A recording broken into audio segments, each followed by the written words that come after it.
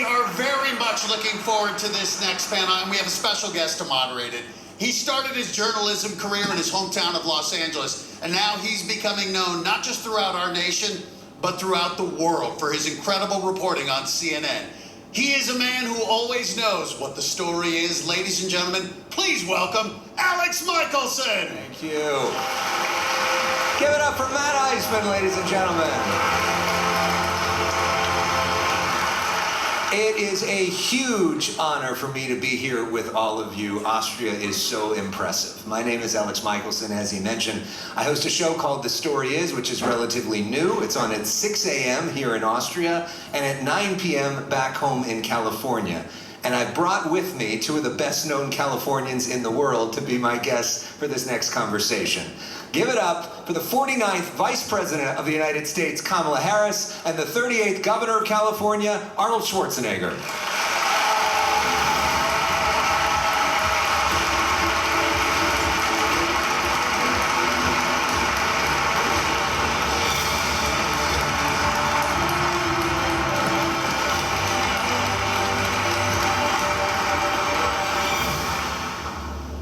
Thank you very much. Great to have you here. Great to see you. So there are some Democrats that say Democrats shouldn't lean into the climate issue right now. Why, for you, was it important for you to come here, halfway across the world, with a Republican governor to Austria? What's the message you're sending just with your presence here today? Yes, Madam Vice President. Yeah. First of all, I thank Mr. President and Mr. Chancellor for the warm welcome and the words that you spoke this afternoon. I think that what Governor Schwarzenegger has been able to do over these 10 years is the short answer, which is, this is an issue that impacts us all. We are increasingly, as a world, interdependent and interconnected. And when we think about one of the most pressing issues, that is everything from a national security issue, Mr. Chancellor, you mentioned that, to what we must do to care about the health and well-being of children, and how we can think, Mr. President, we talked about innovation and economies and growing economies. The governor has talked forever and done extraordinary work that is internationally recognized. For recognizing the power of local, state, and federal governments to actually not only speak about the harm, but implement bold, innovative policies that within the lifetime of that office holder can have an impact on, again, the economy, the health, and the well-being of the people. All of that to say, this is an issue that should be thought of as nonpartisan. And especially in this year, 2026, it should be something that gives us a sense of encouragement and ambition. As the governor says, where we should be unstoppable in knowing that there is so much that has already been done and can be done to make a difference in a way that builds industries and creates efficiencies and creates leadership around helping the people see what can be unburdened by what has been. But to that point of that this should be nonpartisan, Governor, in the last 10 years, it seems like everything has gotten more partisan, and including sometimes this issue. What is the message you're trying to send by having the Vice President here? Sort of the big message you're sending to the world? Well, I think that the message here is, as you can see, we have people from the Green Party, and we have here Democrats, we have here Republicans, we have here people from the Conservative Party in Austria. We have everybody here, because I always said that the only way we can resolve this problem is if we work together. So this is number one. Number two, I mean, Kamala, when she was Attorney General, did extraordinary work with the market. And it's one thing to pass environmental laws, but that someone has to go and make sure that it is going to be done, and that people don't pollute, and that people go and follow the law. And she, when she was Attorney General, she did an extraordinary job to really push back at the big polluters. So to me, but I felt kind of like, I never felt like she was doing that as a Democrat. I felt like she was doing that as a public servant, because she was elected by the people to protect the people of California, right? So, and she did that. She fulfilled her obligation in a perfect way, and so this is why I felt it was very important. And someone that believes in that subject would come over here, and also, let's not forget, I also voted for her. Yes, you did. You endorsed her. Yes. Yeah.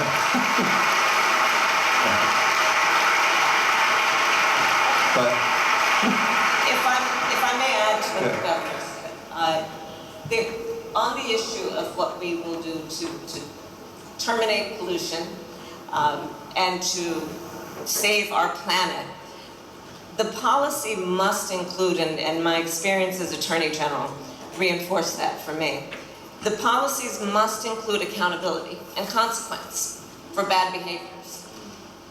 The other piece of it that I think is increasingly becoming important as we, and how we talk about the issue, is centering, as much as anything, the discussion around the needs of the consumer. You know, in the United States right now, politically, there's a whole conversation about are people hushing and not really, especially Democrats, speaking with a loud voice about climate policy. And instead centering it more on the issue of affordability. And that may be true, and there may be political reasons for that, but there are also reasons that are firmly based on merit, which is this: when we think about the clean energy movement, thankfully we are now at a place 1 decade into the governor's convening where we have proven that clean energy is actually cheaper. That is one of the reasons that I think this theme of yours, Arnold, about unstoppable is so right on point for this moment. It's cheaper, and it wasn't always the case in this movement. There was a time where we had to convince people it's the right thing to do, even though it is not readily available, even though solar is a thing you may have to invest in, right? So we can also center this conversation in a way that we think about the consumer of products and how is it in their best interest when they're looking at their monthly bill. And right now we can have a conversation that says to them, it's cheaper for you. Because by the way, that consumer, when they're trying to make ends meet at the end of the week and month, aren't going to be so concerned with whether the electricity they're using is generated by solar or coal. right. They need to feed their children and put a roof over their head. But when we think about where this movement has come and how we should feel excited about the trajectory, we can now say, and it's cheaper, and it, in that way, is in the best interest of you as a consumer who has to pay bills. Well, gas has not been cheaper for a lot of people this year There are other reasons because of the war with Iran, which has been one of the biggest energy stories of the year. First off, if you were president, does that war even happen? So are we going to have this conversation? I'm happy to. Sure, yeah. First of all, this is a war the American people did not want. This is a war of choice. This is a president who has proven himself to be entirely self-indulgent. And we will see what happens in the coming hours and days in terms of the negotiation, and really it's a concept of an agreement and where it ends up. But there is no question that there is a direct correlation between this war of choice and what has happened in terms of gas prices. It is estimated the average American has spent since the war started $500 more because of this war. And I will add to that number, to put it in context, the average American is $400 away from bankruptcy for any unexpected expense. So $400 of an unexpected expense could result in bankruptcy for the average American. And this war has resulted in $500 more of expenses, a large part of that because of the gas prices going up. But to be clear, if you were president, you never start this war. Absolutely not. Absolutely not. And let's be clear about this. Let's be clear about this. Thank you, Tim. Let's be clear about this.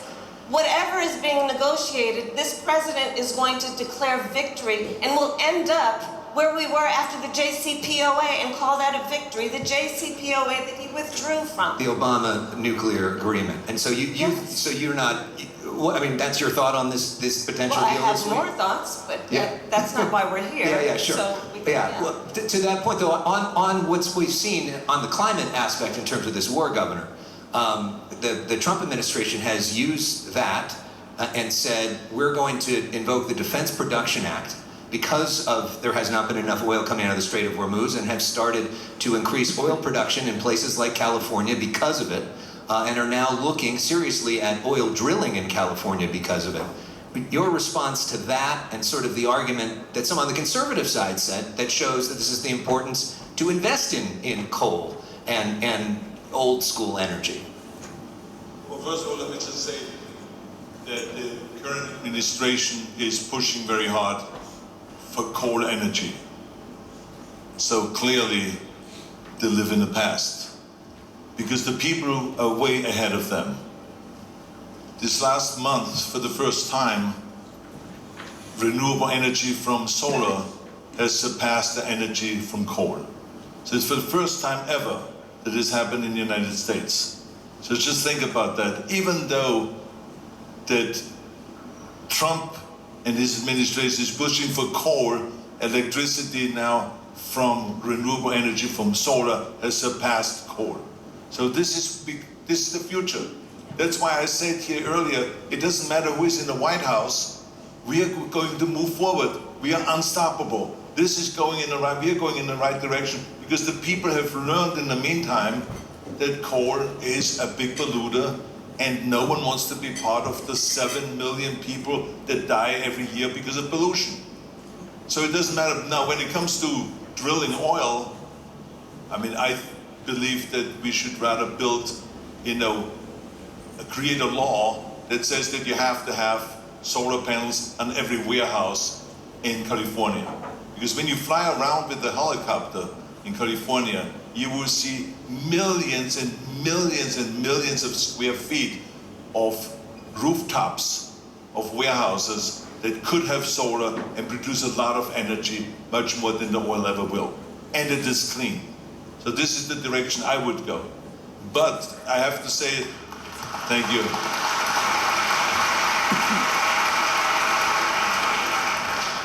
But I have to say that California is making some major mistakes in policy-wise, because they make fuel very expensive. So our fuel is around $2 per gallon more than the average in the United States. And the reason is because the Californian legislators somehow feel like they don't want to have a refinery in California. So the refineries now go to Texas. So now you have to go and ship all the oil to Texas, then you do the refining, and then you go and ship it back again. But what do you think what happens when you ship? That creates pollution.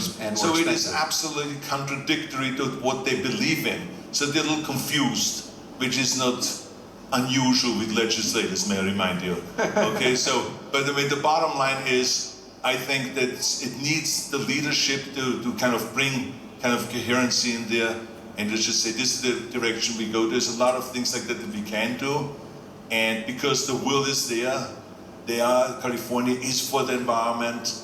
We are leading in the environment. We've been the first ones to pass the strict laws and everything, with the help of this very same kind of legislators, with the Democrats and Republicans coming together, and we did it. And we did something that was became a model for the rest of the world.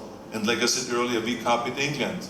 They were the model for us. How do you think about that, Vice President, the balance? Because obviously there's the goal to go more solar, to go more renewable going forward, but right now there's a lot of people that have cars that need to get around, gas-powered cars, and there is a debate about what to do about oil in a place like California, other states like that. How are you thinking about that issue, or this concept of whether there should be more drilling? Well, a lot of what has spurred the innovation, I think, is we've been purposeful and intentional in creating incentives. And that is a cycle that feeds itself. I mean, the governor, for example, is talking about renewable energy and solar. Well, there was a time when we were having this conversation, and the naysayers were right to question, well, when the sun is not shining, then everything just goes dark. What is happening? But now, because we have also created incentives for the innovation through, for example, battery technology, we now know that we can take advantage of the power generated by solar and store it, so it is no longer a function of whether the sun is shining or not. It's sustainable. And when we think about then this present moment, there is innovation that is happening on a daily basis, but we have to create incentives both for the innovators, the manufacturers, and for the consumer. So there is the work that we have done, some of it has been undone, but around tax credits, for example, for EVs. Creating tax credits for even used electric vehicles, right? This is innovative work that then allows the consumer to be able to afford the car where it's still a bit more expensive than a gas-fueled car. But doing it in a way that then creates the consumer confidence in the technology and also the prevalence of it. It includes, I mean, these are mundane, perhaps details, but critically important. Having then fueling stations for EVs while we are building the technology. Now we are building EVs so that we can go about 300 miles. What would that be in metric measurement? Somebody will help me. But about 300 miles, right? Which before it was the shortest span of time. So do we have then the outlets for the fueling of those electric vehicles so that people can drive long distances? That is happening in real time, but incentives are critically important to changing consumer behaviors. And then there's all these sort of legal fights as well. I have one more News a Day question, then I'll let you off the hook. Last time that we talked on camera was February 2024, and I watched that interview again, and you predicted at the time, you said that if President Trump is reelected, he will use the Department of Justice to go after his political opponents. Yeah. Governor Newsom in California says that's happening to him now and his wife. For people that may not know, the governor says that that the Trump administration, the DOJ, is investigating him, especially his wife. Governor Walz, and your running mate, says that there's a BS investigation. We don't know that much about it yet, but what do you think? Do you think that's a BS investigation? I predicted just about everything that has happened with this administration. You say I told you so. I don't say I told you so. That's kind of obnoxious. I don't say that, but the reality is many of us predicted, and it didn't require much creative thought because he told us most of what we knew would happen, including that he would go after his political enemies using the Department of Justice. I am not surprised that he may be using the Department of Justice to go after a political enemy in the current governor of California. And this is why I do believe this, upon many other examples of what is essentially, you're going to ask me questions about the current president, I'm going to be candid, what is essentially the most callous, corrupt, and incompetent presidential administration America's ever experienced. And for that reason, I have no question or doubt that we will win the midterms, and it will be a result of people of every background and political association who will contribute to that outcome. I mentioned to one of the officials here, it's important, and I say this to all of my friends here who are not from the United States, please do know and recall that in the 2024 election, 1/3 of the electorate voted for the current president. 1/3 voted for us, 1/3 did not vote. Which means 2/3 of the American electorate did not vote for this. And so when there are questions being raised among our friends around the world, who are the American people, I think it is important to know and remember that the American people do stand, the majority of us, for the alliances that we have formed over decades, do stand for the importance of America being the Chancellor talked about this, reliable as a partner, being an authority among many on important issues, including this changing climate and what we must do to save this dear planet of ours. And on that issue of the climate, Governor, the AI is the next big issue. And the big question about AI data centers, which use an extraordinary amount of energy, is something that lawmakers are thinking about all over the world. How are you thinking about that issue and how to balance the concerns there? Well, I think that the important thing is that we make everything more energy efficient. And I think the centers also have to become more energy efficient.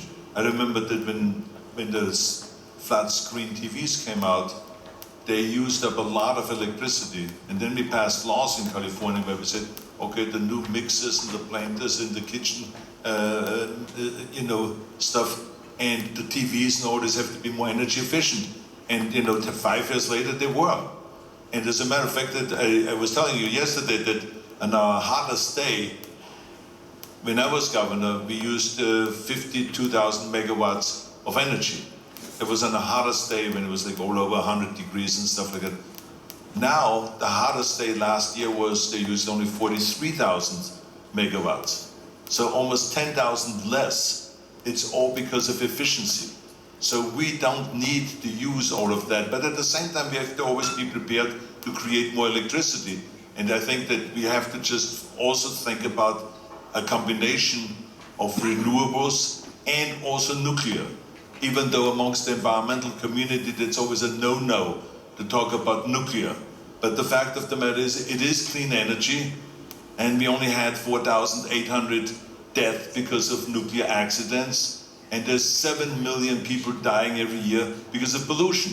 So therefore, that pollution and oil and all the stuff that we're using every day is much more dangerous than nuclear ever can be. So I believe, and I'm a big believer in that, to build more nuclear powers. And I think that we have to really be careful not to let us slow down with the permitting process the way we have it in the United States. In Austria, for instance, they just passed laws here where they said we're going to go and move very quickly now when we pass a law and try to create more, renewable energy.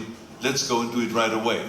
Do our studies and then move forward and not have it tied up for years and years and years. In California, with the Anti-Inflation Act that they passed during the Biden administration, there's some projects that would take 14 years to finish because of the permitting process. So who is this going to help?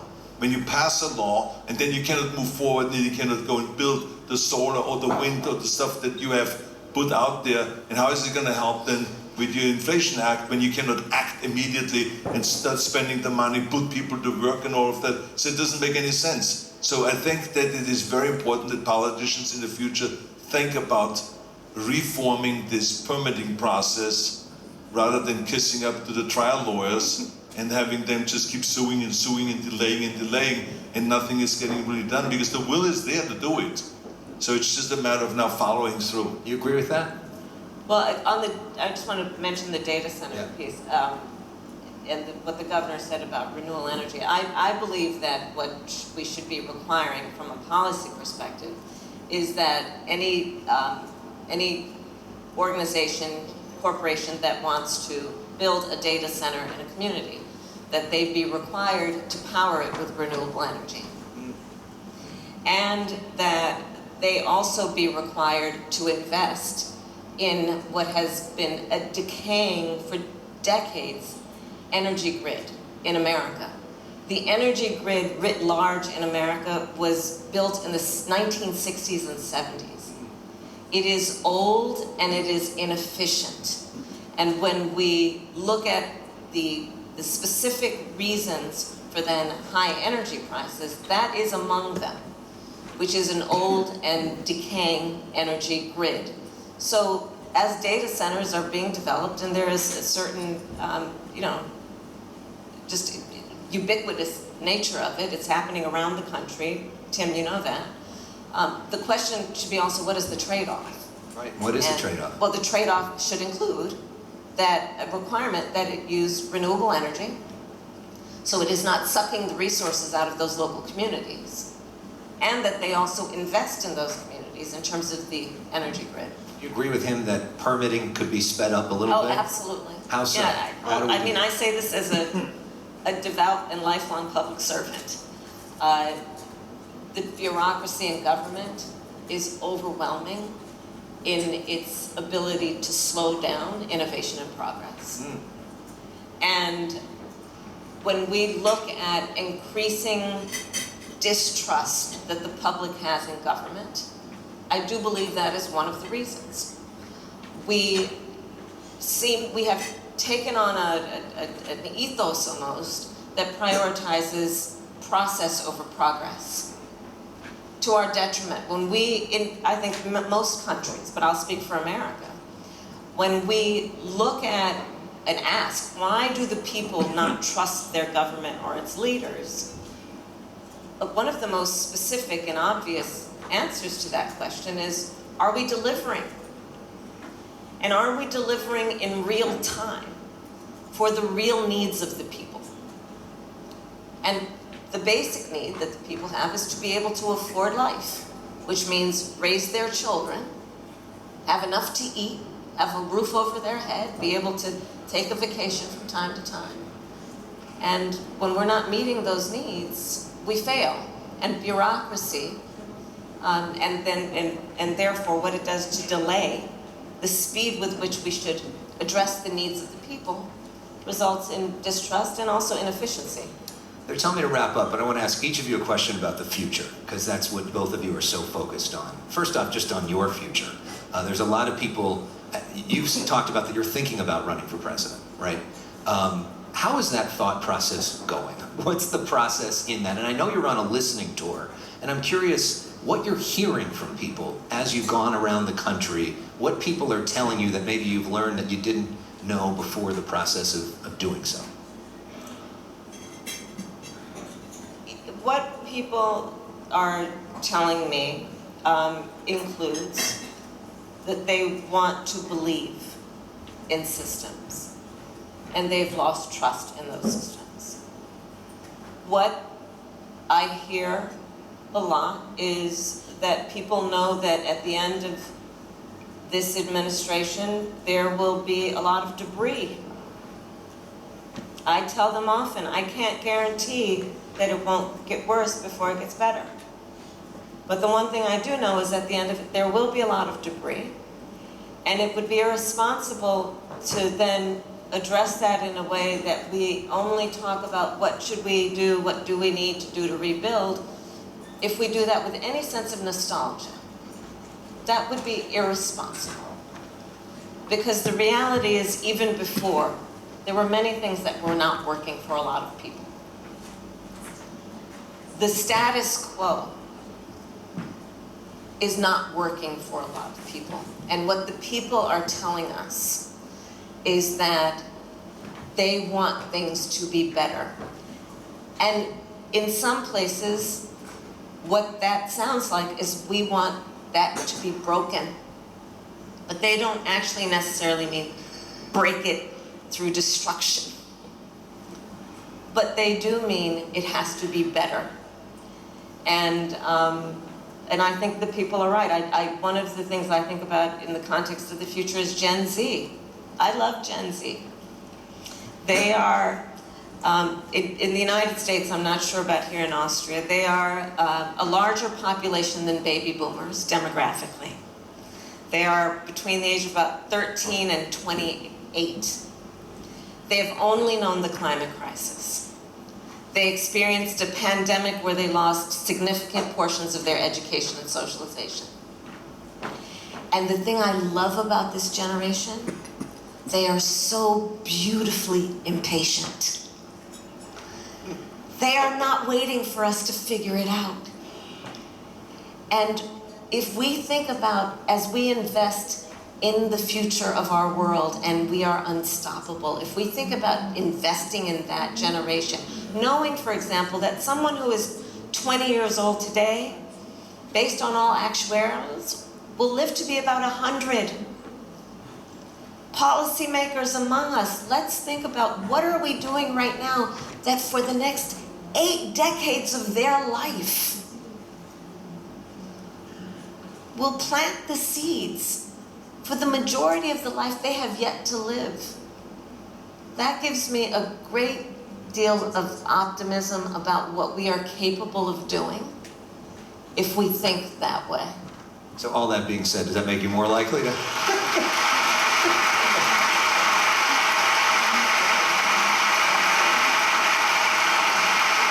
Does that make you more likely to run then? Well, no, you started by asking me what I was going to do next, and what I'm going to do next is get a soccer tort to take home. Okay. Governor, to wrap up with you. I just want to add here a little bit something, if you don't mind. Sure. Okay, number one, she's right about the generation. They're seeing all my movies. So this is what I love about them. They're there with twins and with Kindergarten Cop and Terminator 1, Terminator 2, Terminator 6. It makes no difference. Yeah. And so that's just really great. So I see it from both sides. How do we educate them so they go in the right direction environmentally, and how can I make them see my movies? Okay, so this is like, I always go on both tracks. Number two, you talked about her running for president again and all this stuff. I think that we should reveal that I was partially a big supporter of hers and voted for her because she promised me she would do immigration reform, meaning that an Austrian-born can also run for president of the United States.